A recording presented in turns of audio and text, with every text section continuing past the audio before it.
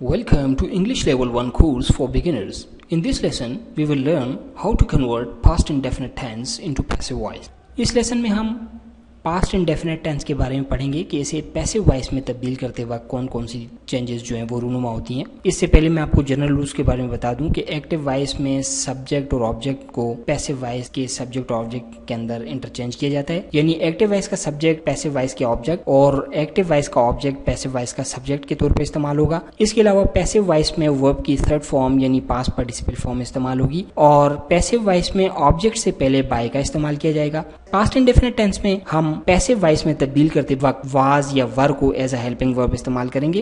तो आइए सेंटेंस को स्टडी करते हैं। सेंटेंस नंबर 1, दे एट फूड, उन्होंने खाना खाया। दे एट फूड, दे सब्जेक्ट, एट ईट की सेकंड फॉर्म है, यानी second form of the verb इस्तेमाल किया, past form of the verb है और फूड जो है ये ऑब्जेक्ट है। दे एट फूड, उन्होंने खाना खाया। इसे जब हम पैसिव वॉइस में तब्दील करेंगे तो फूड जो ऑब्जेक्ट था इसे एज ए सब्जेक्ट इस्तेमाल करेंगे। फूड और इसके लिहाज से वाज को एज ए हेल्पिंग वर्ब इस्तेमाल करेंगे। Food was. ईट की थर्ड फॉर्म यानी ईटन का इस्तेमाल किया जाएगा।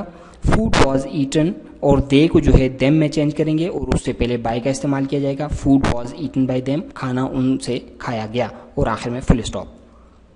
Sentence number 2, you wrote a letter, तुमने खत लिखा। अ लेटर जो है ये ऑब्जेक्ट है, इसे हम पैसिव वॉइस में तब्दील करते वक्त एज अ सब्जेक्ट इस्तेमाल करेंगे अ लेटर और इसके लिहाज से वाज को जो है एज अ हेल्पिंग वर्ब इस्तेमाल होगा। A letter was. राइट की third form past participle form इस्तेमाल होगी रिटन और यू जो है वो यू में चेंज हो जाएगा और इससे पहले बाय का इस्तेमाल किया जाएगा। A letter was written by you, खत तुमसे लिखा गया। Sentence number 3, she cooked meal yesterday, उसने कल खाना पकाया। शी सब्जेक्ट, कुक्ड वर्ब की सेकंड फॉर्म और मील जो है खाना, यस्टरडे पास्ट टाइम एक्सप्रेशन है, यानी उसने कल खाना पकाया। इसे जब हम पैसिव वॉइस में चेंज करेंगे तो मील जो है वो ऑब्जेक्ट था, इधर हमने एज ए सब्जेक्ट इस्तेमाल किया है मील और वाज जो है हेल्पिंग वर्ब के तौर पे इस्तेमाल होगा। मील वाज कुक्ड, वर्ब की थर्ड फॉर्म इस्तेमाल की हमने, मील वाज कुक्ड। शी को जो है हर में चेंज करेंगे और उससे पहले जो है बाय का इस्तेमाल किया जाएगा। मील वाज कुक्ड बाय हर और आखिर में पास्ट टाइम एक्सप्रेशन यानी यस्टरडे जैसे हमने एक्टिव वॉइस में इस्तेमाल किया था इसे पैसिव वॉइस में भी इसी तरह इस्तेमाल करेंगे। Meal was cooked by her yesterday, यानी कल खाना उससे पकाया गया। Sentence number 4, he did not read the book, उसने किताब नहीं पढ़ी। अब ये नेगेटिव सेंटेंस है तो डिड नॉट का इस्तेमाल किया गया है।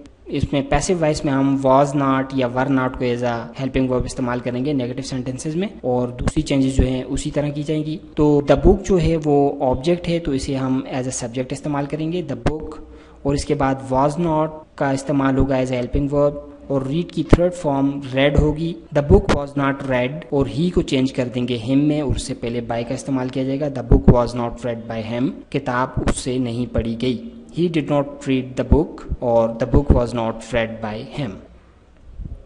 Sentence number 5, I did not drink Pepsi, मैंने पेप्सी नहीं पी।